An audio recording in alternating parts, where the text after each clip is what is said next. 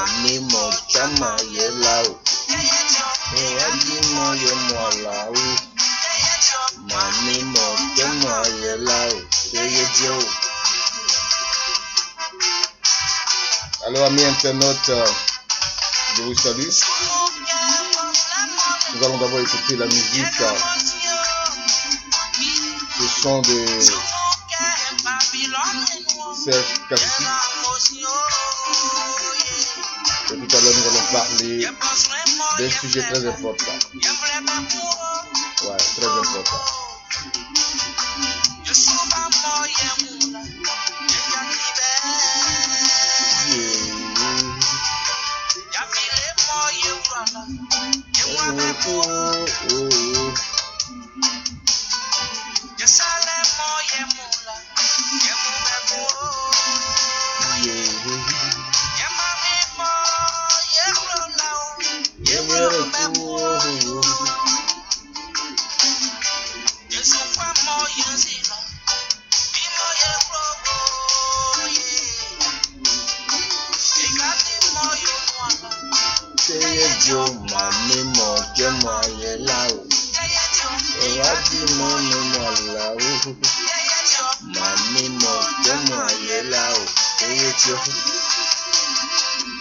Très belle musique de Serge Kassi, que nous saluons de là où il est. Je prie que Dieu te bénisse. Alors, amis internautes, je vous salue. C'est le premier numéro d'une émission qui va traiter des faits de société que nous ressentons des faits importants, nous trouvons important d'en parler. Voilà, je suis David Bédia, journaliste, chroniqueur, Juste Info TV. Vraiment, nous sommes très heureux d'être avec vous pour cette émission qui va véritablement traiter chaque semaine un sujet important. Et le sujet de ce jour, il va concerner la mort de cet enfant d'une dizaine d'années, dit-on, selon le rapport officiel qui a été retrouvé le mercredi matin dans le train d'atterrissage d'un avion d'Air France en provenance d'Abidjan, dit-on. Alors, c'est vraiment un sujet important et les gens, j'ai l'impression qu'on le minimise, les gens n'en parlent pas comme il se doit. Nous avons vu la réaction du gouvernement à travers le porte-parole du gouvernement qui a dit que la lumière doit être faite sur cet incident et nous demandons que véritablement la lumière soit faite.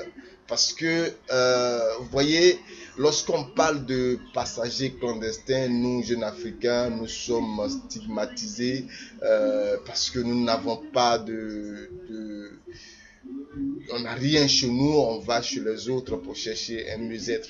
Peut-être des gens de notre âge, c'est compréhensible, mais un enfant de 10 ans passager clandestin, sincèrement, c'est écœurant, c'est énervant, et les gens font comme si c'était quelque chose d'anodin. Moi, je dis que il faut que la lumière soit faite. Déjà avec les autorités de la sécurité aérienne de Côte d'Ivoire, il faut qu'on nous explique comment un enfant de 10 ans a pu se retrouver dans un avion seul. Et en plus, se retrouver dans le puits du train d'atterrissage. Je pense qu'il y a quelque chose qui ne va pas. Il y a quelque chose qui n'est pas, qui est louche. Il y a quelque chose qui mérite véritablement d'être explicité. Qui est cet enfant? Qu'est-ce qu'il partait chercher à cet âge en Europe, seul? À 10 ans, se retrouver dans un avion seul. Et même s'il arrivait en Europe, comment allait-il s'en sortir à l'âge de 10 ans? Comment allait-il faire pour vivre en Europe dans ce temps d'hiver? Sincèrement, c'est difficile. C'est difficile. L'enfant est mort congelé parce que à une certaine altitude, pratiquement à 9000 km, 10 000 km d'altitude, il fait très froid dans ce puits. Il fait très froid dans ce puits à moins 50 degrés Celsius. Moins 50 degrés Celsius. Moi, je dis qu'il y a quelque chose qui cloche dans cette affaire. Quelque chose qu'on refuse de nous dire. Il y a quelques années, on a parlé d'enlèvement et même d'assassinat d'enfants. Enlèvement et assassinat d'enfants qui a défrayé beaucoup la chronique en Côte d'Ivoire. Et si les acteurs de ces bassesses avaient changé de stratégie, comment un enfant, d'abord même, comment pourrait-il passer toute cette barrière depuis l'aéroport Félix Houphouët-Boigny, les différentes barrières qu'il y a jusqu'à arriver à la piste d'atterrissage des avions pour monter dans l'avion. Comment cela peut-il se faire? Et si c'est quelqu'un qui l'avait mis dans cet avion? Si c'est quelqu'un qui l'avait mis dans cet avion? Et si l'enfant était déjà mort et qu'on l'avait mis dans l'avion? Parce que certainement ses parents le cherchaient. Qui sont les parents de l'enfant? Jusqu'à aujourd'hui, on ne nous dit rien sur l'identité même de l'enfant. Personne ne connaît l'enfant. On ne sait pas qui sont ses parents. Les parents n'ont pas encore réagi. Bien aimé, je pense qu'il y a anguille sous roche. Il y a anguille sous roche. Nous sommes en 2020, une année électorale, et donc il faut faire très attention. Je n'accuse pas, mais je dis que comme le gouvernement a dit que la lumière sera faite, il faut que la lumière soit faite.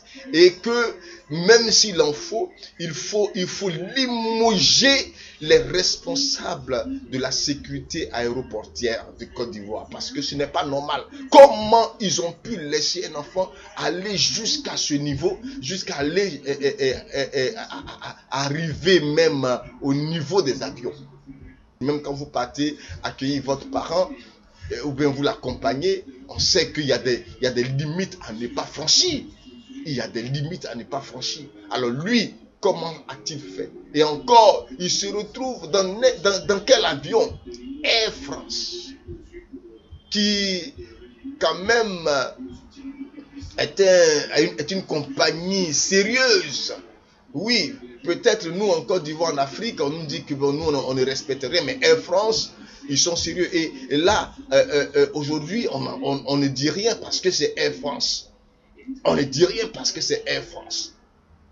Ils ne sont pas incriminés, mais ils ont quelque chose à voir. Comment ils ont fait pour que l'enfant se retrouve dans leur avion? Il n'y a pas de sécurité. Il n'y a pas de minimum de prestations quand même qui puissent vérifier toutes ces choses-là avant que l'avion ne décolle. Je pense que nous devons véritablement demander un éclairci. Moi, je demande qu'on éclaircisse cette affaire. Qui est cet enfant? Qui sont ses parents? Parce que quand Bouba est décédé, on a vu ses parents, on a vu ce qui s'est passé, mais celui-là, c'est comme s'il n'y a rien. Un enfant de 10 ans dans le puits du train d'atterrissage d'un avion. Sincèrement, c'est difficile à comprendre et nous demandons que la lumière soit faite. Qu'on nous dise qui sont ses parents, comment se fait-il que les parents n'ont pas cherché leur enfant qui a disparu, parce que certainement l'enfant, jusqu'à ce qu'il arrive en France, ça veut dire que il avait disparu. Ils n'ont même pas cherché à savoir où se trouve leur enfant. Qui sont même ces parents-là? Il faut qu'on puisse les connaître pour pouvoir mieux comprendre. Il faut que ces parents-là s'expliquent depuis le jour où ils ne retrouvaient pas leur enfant. Et quelles sont les démarches qu'ils ont faites avant de recevoir cette information qui dit que l'enfant est décédé. Mesdames et messieurs, si ce sujet vous intéresse, partagez, likez et abonnez-vous pour que véritablement la lumière soit faite sur cette situation. Je vous remercie.